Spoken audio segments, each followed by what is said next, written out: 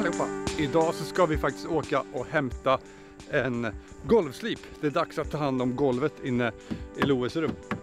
Och då åker vi ju till EAG här i Kramfors. Och det är så sjukt bra faktiskt om man tänker efter. Kramfors är liksom litet nog att liksom det känns mysigt och fint. Men det är också stort nog att ha allting. Så på EAG där kan man hyra allt man bara behöver. Allt från golvslip till borrmaskiner till skyliftar. Så jag åker dit nu och hämtar våran Edge.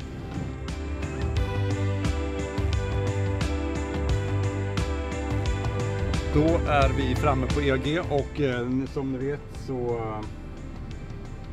är det så här. Hyr där proffsen hyr. Tjena! Jag har ju hyrt en golvslipsmaskin. En Edge. Ska köra lite. Då ska du få hitta den. Här har vi den. Perfekt. Och den här har du kört förut. Den har jag köpt förut. Full koll på hur den funkar. Då skickar vi med så du får 5 papper av varje korn. Ja.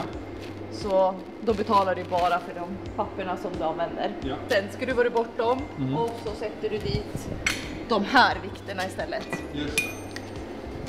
Och då kör man ju med alla vikter. Ja, så Ja. du kan köra då. Det är ju 4 vikter på varje sida. Då så, vi lastar in då. Det gör vi. Toppen. Kör. Nu är som ni hör farfar igång. Och vi började med ett sandpapper med grovlek 40 den här gången. Får se om det är bra nog eller om vi behöver gå ner till 24 för att komma ännu djupare. Men nu är han igång här med 40.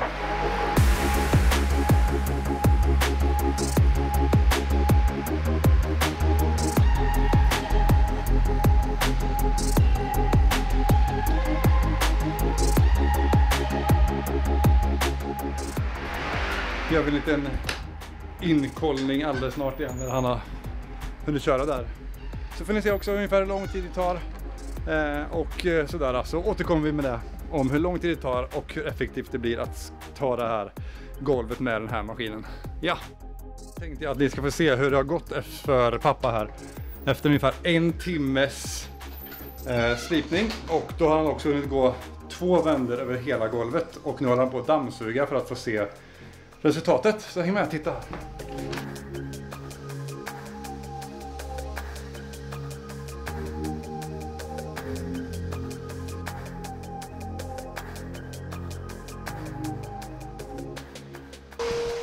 Ja, det går sakta men säkert och det är redan mycket ljusare. Det ska bli kul att se nästa gång. Då är det faktiskt så att pappa har slipat färdigt golvet med maskinen och sen också med en handslip. Eftersom att golvet är lite kuperat så kommer man inte åt allting med handslipen. Och nu så ser det ut så här.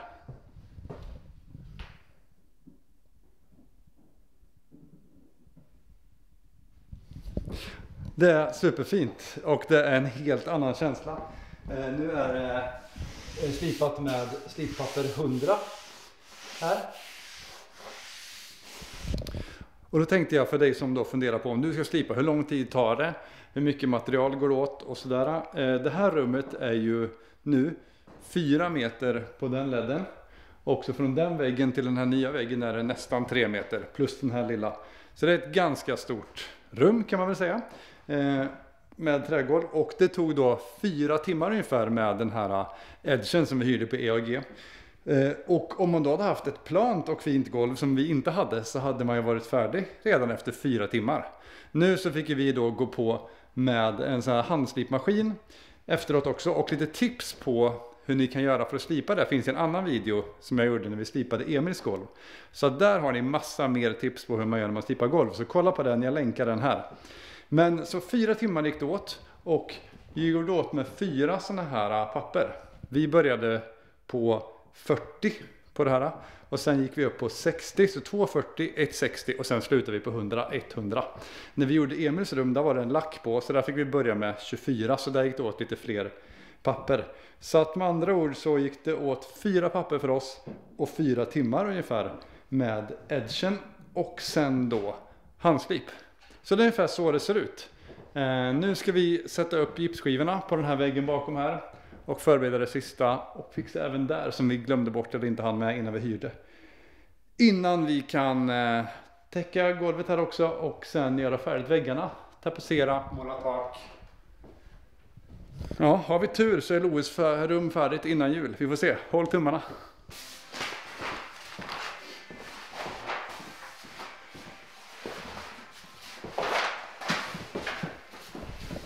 Så okej, golvet är slipat och golvet är täckt med papp. Och nu så kommer Elinors pappa som är målarmästare Frank, hit och ska hjälpa oss att måla taket och också fixa de här väggarna med lite underarbete och sånt där. Så att det blir superskönt att få lite hjälp med det också. Men jag tänkte att vi kanske inte behöver titta på hela händelseförloppet när vi målar taket 4 gånger. Så kul är det inte. Så jag tänker att vi kör lite magi här. Okej? Här har ni taket just nu.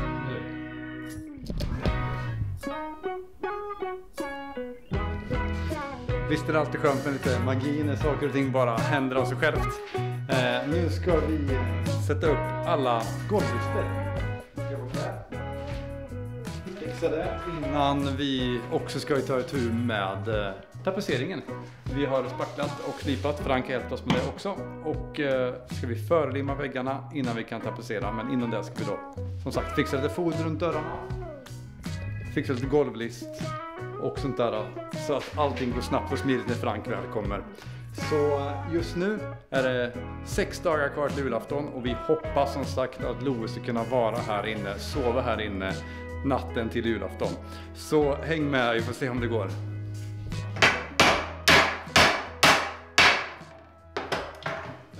Och eftersom att vi har en ändå relativt tight renoveringsbudget så kan man ju faktiskt göra så att man sparar vissa grejer. Man behöver ju inte byta allt bara för att man renoverar. Så vi har valt att i grabbarnas rum spara foder och golvlister och allting och bara måla. Så att vi återanvänder de här och sparar helt enkelt några kronor på det.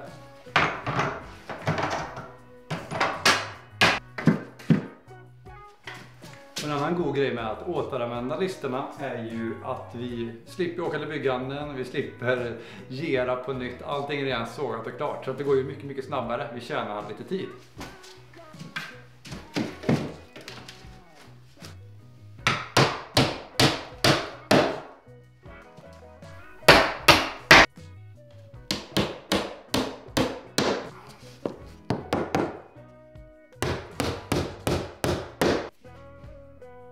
Jag tror jag sa i förra avsnittet att nu ser vi fram emot att göra alla de roliga grejerna som att liksom sätta lister. Jag tar tillbaka det här, att sätta lister det är typ inte roligt.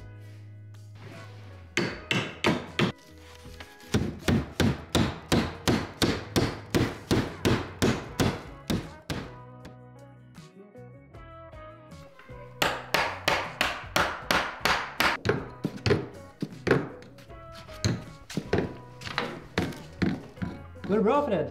Det funkar inte. Då var sista biten av golvlisten på plats faktiskt. Jag tänkte bara dela med mig ett litet tips också innan vi går vidare på att skrapa här. Och så att vi kan måla dörrarna också, för det måste vi också hinna med. Det är när du sågar golvlist och foder och allt sånt där. Att du lägger med den här sidan upp i sågen. För att då blir snittytan mycket snyggare. Om du skulle lägga den så och såga så är det risken att det blir flisor här på den här sidan. Så att det är ett bra tips att lägga den med liksom sidan man ska se uppåt. Så att ersågen tar först på den ytan och blir snittet så snyggt som bara möjligt. Och sen ett annat tips är att alltid såga den lite någon millimeter för lång hellre än för kort. För att då kan du bara gå och kapa av lite extra istället för att du har gjort en för kort bit som du sedan inte kan använda. Ja, så det här var golvlistorna. Okej, det är den 19 december. Det är 5 dagar kvar till julafton. Igår så jobbade jag och Elinor vidare. Vi målade fönstren igen. Vi målade alla foder igen som ni ser här. Vi målade golvlisterna, så vi har målat en gång igår och så har jag målat en gång idag. Så är det nog 2 gånger kvar på dem tyvärr. Men vi har 5 dagar kvar och jag tar verkligen tillbaka det där jag sa med att allt är roliga kvar. Vi upptäcker såklart nya småsaker hela tiden. Så just nu håller jag på att skrapa här i dörren. För att vi vill måla jämnt och fint här och sen ska vi också måla med linoljefärg på dörrarna. Då måste vi också fixa sånt här. Så att det är sådana små saker som man trodde att egentligen inte behövdes som behövs, som också tar massa extra tid. Så vi skrapar rent här och måla och sen hoppas vi på att Frank snart dyker in. Ska han göra det sista på underarbetet på alla väggar så att vi kan börja tapetsera sen. Så okej, 5 dagar kvar. Just nu ser det ut så här.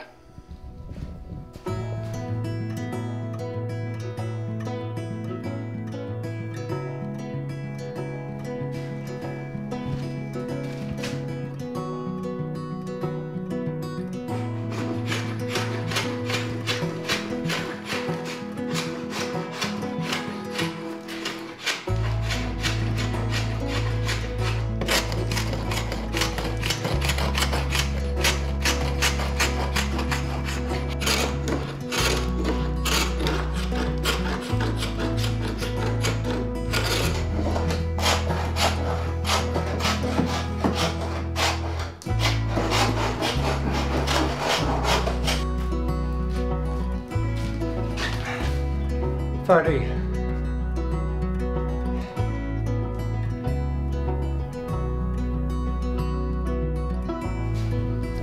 Så där hörni. Då är alltså allting målat och klart. Och nästa steg är helt enkelt att tapetsera. Så att vi ska röja upp lite här och sen får vi se då hur det blir om vi hinner färdigt. Nu är det torsdag, det är julafton på söndag. Och målsättningen är att bli klar med den här tapetseringen idag.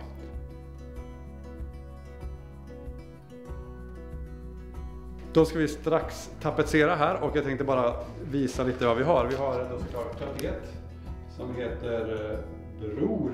Passar bra när vi är i Loves rum. En roller för att lägga på tapetlim.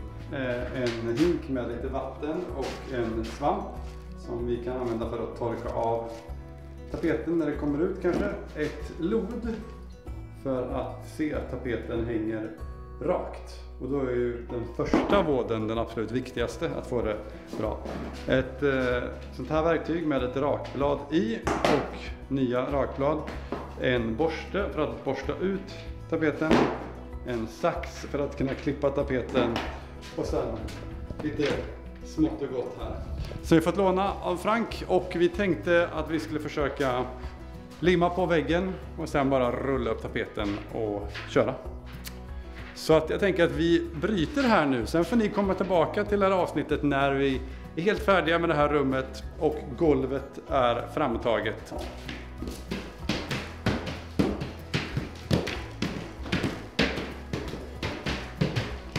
Wow! Ja, hörni, då har vi kommit till det ögonblicket där vi ska ta bort den här pappen och rummets utseende är klart. Okej Loe, kör!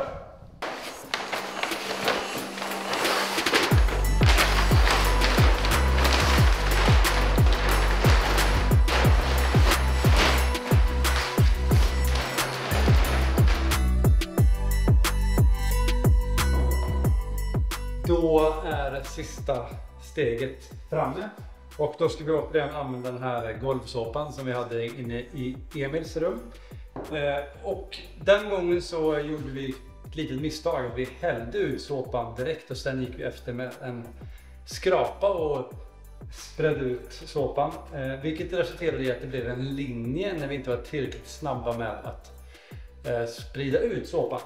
Så den här gången så tänkte jag göra som andra förslaget som finns. Att man använder en bred pensel och målar ut det.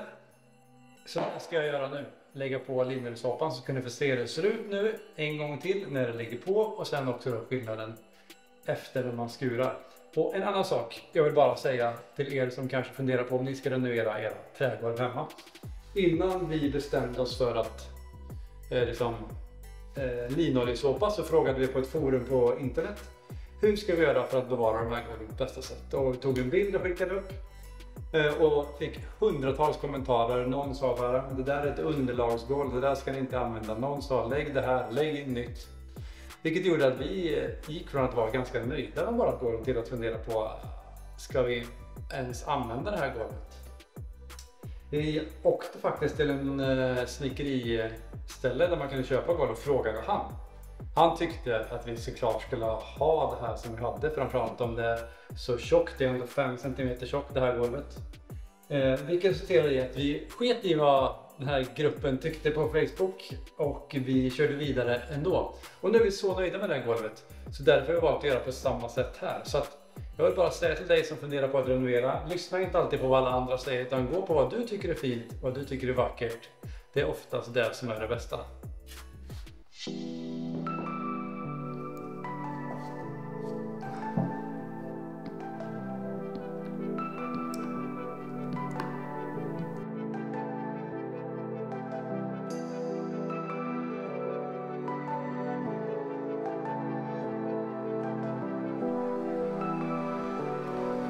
Första reaktionen är alltid så här, nej, det blir svingult, vi som vill ha det ljust och fint. Men det är så när man lägger på linoljan.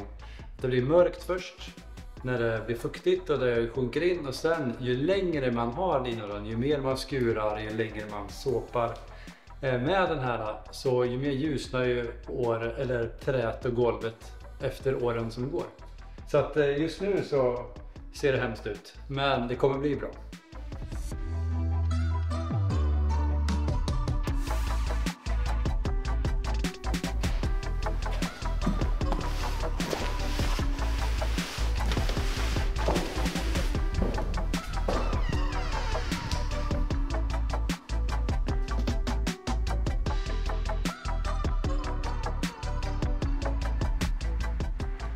Så då är alltså oljan pålagd och det ser väldigt gult ut nu och jag hoppas att det kommer bli ljusare. Jag vet att jag var lika rädd förra gången, så att sannolikheten är god. Nu ska det få torka lite grann innan vi ska skura det. Så sen kommer det hålla 30-50 skurningar efter det, står det på burken.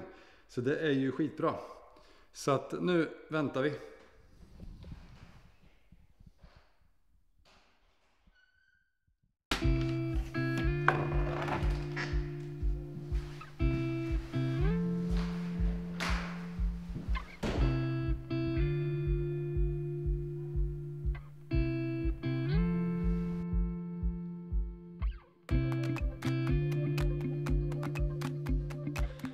Helt underbart. Vi har slitit hårt, är trötta. Det är 2 dagar kvar till jul. Det är fredag idag, det är julafton på söndag och vi är klara med Loves rum. Helt fantastiskt. Det som är kvar, det är de här dörrarna. Och vi kunde inte beställa, de hade inte matt linoljefärg inne. Så tyvärr så får de målas. I ett senare skede det är lite skrapning kvar på dem också, och även på den här. Här är det intressant. Återigen hittar vi P. Melander, Mellby, Kramfors. Så det är den här Per Melander som har byggt det här huset som återigen får sin fina, härliga skärm. Så här ser det ut just nu. Kommer ni ihåg hur det såg ut när vi började? Så här.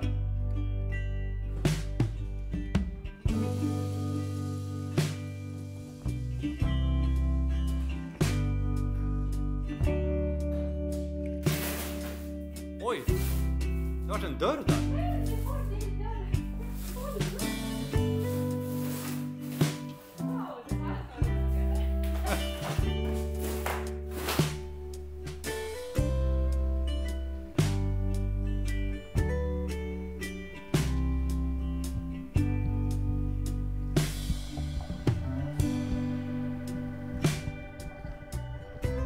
Hej allihopa! Idag är det faktiskt julafton.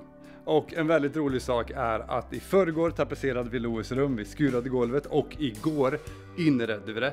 Det är inte helt inrätt färdigt än, men vi får en väldigt god feeling och Love sov faktiskt för första gången i sitt rum i natt. Så här ser det ut.